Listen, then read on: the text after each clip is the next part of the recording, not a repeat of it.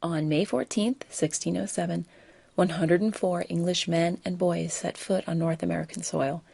They named their settlement Jamestown in honor of the English king, James I, and got started doing what they had come to do: get rich quick by finding the gold they'd all heard stories about.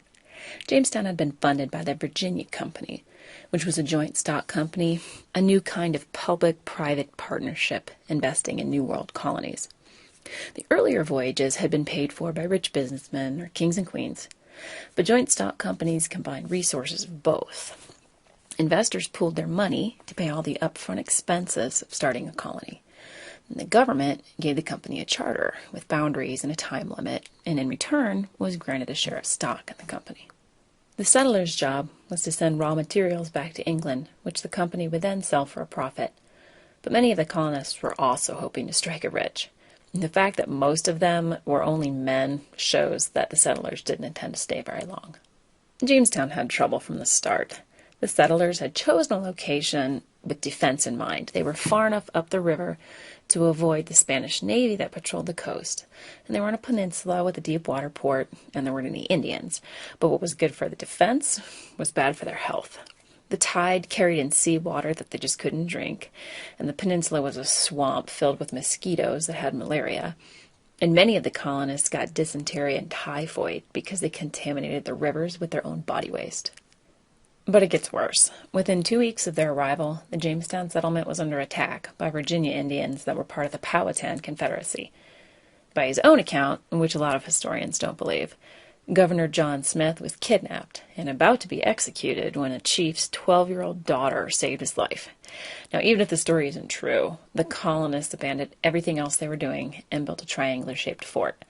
For years, the colonists fought with local tribes, suffering and inflicting, of course, murders, kidnapping, fires, thefts, and more. This still isn't the end of their problems.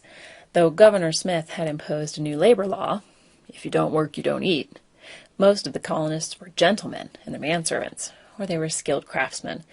Not many of them were accustomed to the kind of labor needed to tame a wilderness, and none of them were farmers. Now, even though a few people attempted to grow some crops that summer when they arrived, they were totally unsuccessful because there was an unusual drought that year. So within 8 months, only 35 of the original 104 colonists were still alive. And even though 2 relief ships were sent, they didn't bring enough supplies for the people that were already there, let alone 140 new settlers that came on the boats.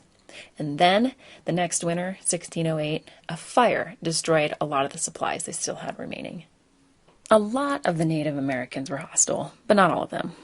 Pocahontas, the Indian girl who supposedly saved John Smith's life, brought food to the starving colonists and intervened on their behalf several times. She was the daughter of a tribal chief named Powhatan. Powhatan offered Jamestown some protection from their hostile neighbors and gave them some food and trade, but he also reminded them that he was in charge by attacking them sometimes. And 2 years later, when Governor John Smith returned to England for medical treatment, Powhatan lost interest in getting along with Jamestown. A third relief mission failed because a hurricane drove the main supply ship aground on the uninhabited island of Bermuda.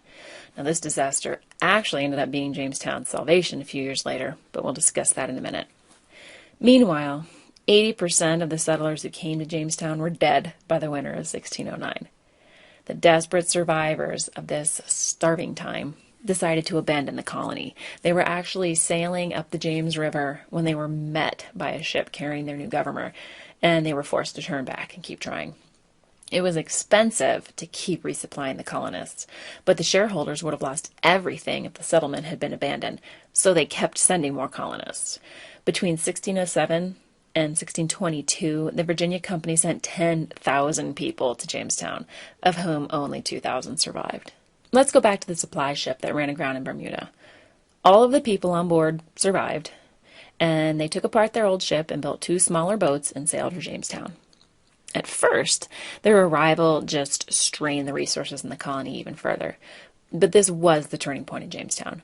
One of the Bermuda survivors, a man named John Rolfe, brought with him seeds for a type of sweet Spanish tobacco. Now, how he got them is unclear, because those seeds were guarded to the death by the Spanish Empire. But Virginia's climate was perfect for growing tobacco. A year later, when Rolfe exported his first crop to England, he became a wealthy man. Sweet Spanish tobacco was in great demand on the London market, and within a few years, Jamestown was booming off this so-called brown gold.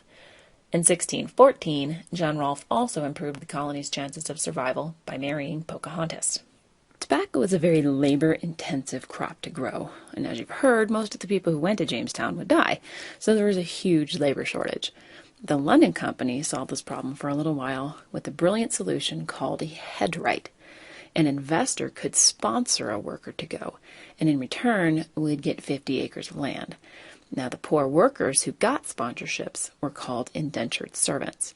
They agreed to work for a specific amount of time, often 7 years, in exchange for passage to Jamestown, room and board, and a piece of land when their service was complete.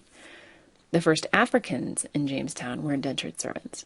This labor system helped Jamestown meet its demand for labor despite the staggering death rate. In 1619, representatives met to set a minimum price for tobacco exports. This assembly grew into the Virginia House of Burgesses, which was the first elected government in America. 3 years later, on March 22nd, 1622, an attack by Powhatan Indians killed a quarter of the population, and that, together with the London Company's insolvency, led King James to revoke the company's charter and declare Jamestown to now be the Royal Colony of Virginia. So let's review. In 1607, a joint stock company known as the London Company settled Jamestown. Investors and colonists alike had hoped to get rich quick, but the settlement had serious problems. Their location helped spread disease. They were attacked by natives in the area. The men didn't have the skills or the desire to work as hard as they needed to. A drought kept them from growing food easily, and they had insufficient supplies, but the London Company kept sending more people. Even though an Indian chief named Powhatan and his daughter Pocahontas provided some help, within a year and a half, 4 out of 5 settlers were dead.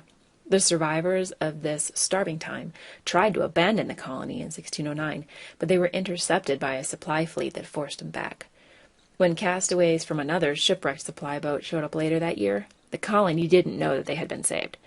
One of the new arrivals, John Rolfe, brought seeds for sweet Spanish tobacco, which grew perfectly in Virginia. The tobacco boom caused a labor shortage, but this was supplied in the form of indentured servants by the investors. Citing the London Company's inability to properly manage the colony, King James revoked the company's charter in 1622 and declared Jamestown to be the Royal Colony of Virginia.